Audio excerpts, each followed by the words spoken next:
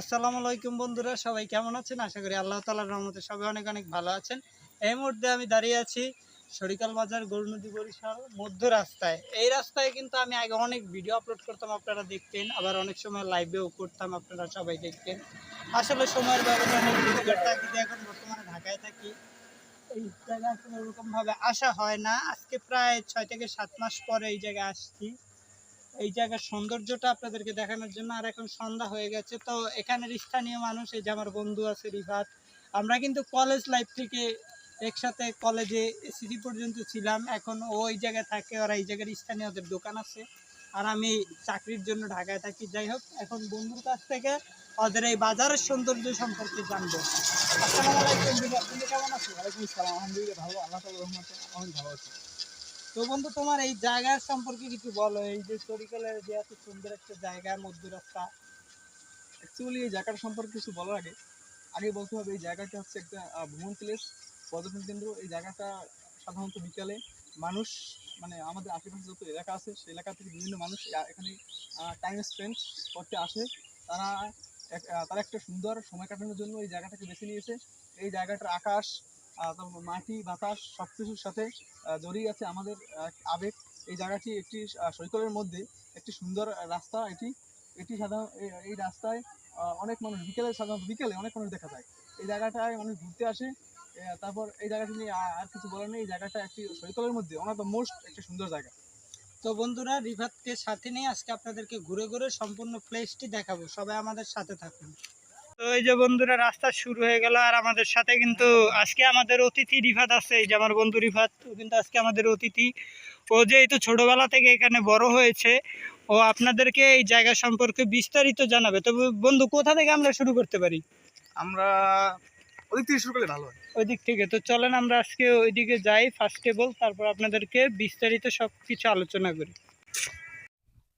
এখানে সাধারণত এখানে বাতাসটা যে অনেক ফ্রি, ওই বাতাসটা মনে করে আমাদের শরীরে অনেক আরাম লাগে। এই বাতাসটা, আমরা সৈকত স্কুলে পড়তাম, তখন আমরা আমার বন্ধুরা মিলে এই জায়গাটা সাধারণত ছবি তুলতে আসতাম।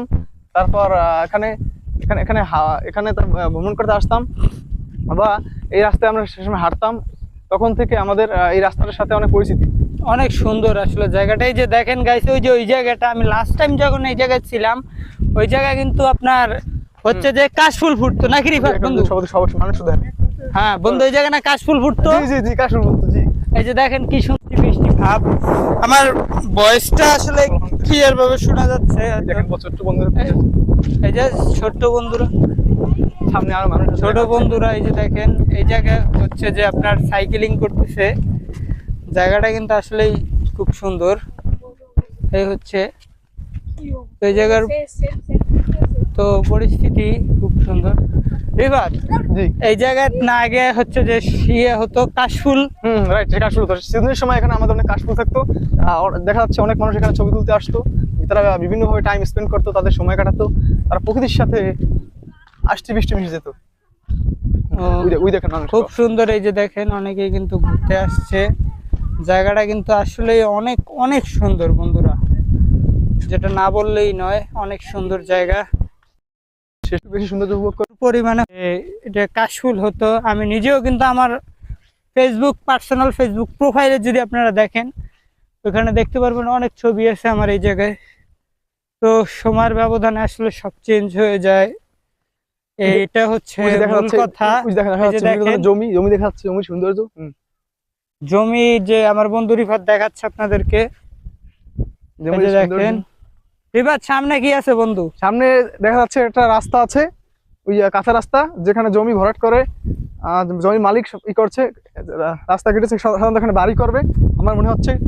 তারপর দেখা যাচ্ছে যে কি সুন্দর একটা বাতাস হচ্ছে এখানে, একটা দেখার মতো একটা দৃশ্য, বিকালে গাইস দেখার মতো একটা দৃশ্য। আল্লাহর রহমতে, আল্লাহর সৃষ্টি যে কত সৌন্দর্য, তাই দৃশ্য দেখলে বোঝা যায়। আসলে বন্ধুরা, ঢাকায় আমরা যারা আসি বা যারা হচ্ছে যে থাকি, তারা কিন্তু এই ধরনের দৃশ্য সাধারণত আমরা দেখতে পারি না কখনোই। বাট আজকে হচ্ছে যে এই জায়গায় আসার পরে কিন্তু দেখি যে আমার বন্ধু কিন্তু অলরেডি একটা পোস্টের মতো দিতেছে আর কি, শর্ট ভিডিওর মতো। তো এই আর কি, দেখেন আপনাদেরকে দেখানোর জন্যই কিন্তু আমাদের এতটা আশা বা এতটা আসলে শান্তি। এখানের মতো শান্তি আর কোথাও পাইনি। এখানে খুব কিন্তু আসলে শান্তি। আসলে গ্রামের মানুষ যদি মনে করেন আপনারা না আসেন বা না আসলে যদি আসলে থাকেন, গাইস, গ্রামের সৌন্দর্য একমাত্র গ্রামের মানুষ উপভোগ করতে পারে। গ্রামে যে কতটা সৌন্দর্য, এটা যে গ্রামে থাকে সে বুঝে। শহর লেভেলে অতটা মানুষ ভ্রমণ করতে পারে না যদিও, কিন্তু গ্রামের সৌন্দর্য দেখার মতো। এখানে যারা গ্রামে বেড়ে ওঠে তারাই এটা বুঝতে পারে। আমরা দেখতে পাচ্ছি একটি পুকুরের মতো, কি সুন্দর পানি, একদম ফ্রেশ পানি, মনে হচ্ছে যে এখানে এখনই গোসল করি। সুন্দর একটা পানি, খুব সুন্দরভাবে। আর এখন কিন্তু অনেক বাতাস হচ্ছে, সাউন্ডে হয়তো একটু গ্যার গ্যার করতে পারে আর কি, এটা স্বাভাবিক। তো এই বিষয়টা কেউ বেশি একটা কর্ণপাত করবেন না। এখন আমরা হচ্ছে যে বাকিটা রিফাতের সাথে থেকে ঘুরাই। আজকে আমাদের সাথে আমাদের অতিথি আছে রিফাত। রিফাত কিন্তু আপনাদেরকে সব কিছু দেখাচ্ছে। রিফাত এই সাইডে বন্ধু, এই সাইডটা একটু দেখাই সবাইদেরকে। জি জি জি, সেটা এই দেখো। সাইড আমরা এখন আসলাম। আমরা এখন একটা সুন্দর, তো এখন আপনাদেরকে আমরা পুরোটা দেখাই। এই যে পাশে কিন্তু আবার ধান ক্ষেত, এই যে দেখেন ধান ক্ষেত। রিফাত এটা কি ধান? এটা সাধারণত 28। ও, এটা কবে উঠবে, মানে ধানটা ফসল কবে আসবে? সম্ভবত 2-3 মাস পর। ও আচ্ছা, জানি না আবার ভাগ্যে আছে কিনা। যদি ভাগ্যে থাকে ইনশাল্লাহ আসবো ধান ওঠার সময়, দেন হচ্ছে যে আপনাদেরকে আমি আবার দেখাবো।